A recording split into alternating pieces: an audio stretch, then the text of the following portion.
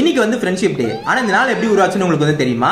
அதை பத்தி நம்ம வந்து பார்க்க போறோம். இந்த ஃப்ரெண்ட்ஷிப் டே அப்படின்ற ஒரு விஷயமே வந்து பாத்தீங்கன்னா முதல்ல வந்து யூஎஸ்ல வந்து 1950s வந்து ஜாய்ஃபி ஹால் அப்படின்னு சொல்லப்படுற ஒரு நபரால் தாங்க உருவாக்கப்பட்டுச்சு. இந்த நபர் யாரு அப்படின்னு வந்து பாத்தீங்கன்னா அந்த ஹால்மார்க் கிரீட்டிங் கம்பெனி அப்படின்னு சொல்லப்படுற ஒரு கிரீட்டிங் கார்டு கம்பெனியோட ஃபவுண்டருங்க.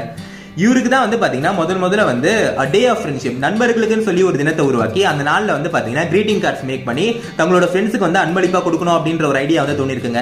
இந்த ஐடியா தான் வந்து பாத்தீங்கன்னா லேட்டஸ்ட் ஸ்டேஜஸ்ல வந்து ஃப்ரெண்ட்ஷிப் டேவா வந்து ஃபார்ம் ஆயிருக்குங்க. யூஎஸ் வந்து பாத்தீங்கன்னா 2011ல வந்து அபிஷியலா வந்து இந்த நாளை வந்து ரெகனைஸ் பண்ணி வேர்ல்டு வைட் வந்து பாத்தீங்கன்னா ஜூலை 30 வருஷம் வந்து பாத்தீங்கன்னா இன்டர்நேஷனல் ஃப்ரெண்ட்ஷிப் டேவா வந்து செலிப்ரேட் பண்ணிட்டு இருக்குங்க.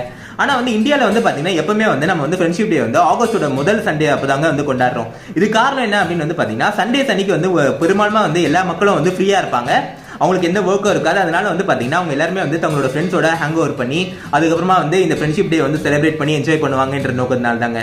ஸோ அதை பத்தி நீங்க நினைக்கிறீங்க?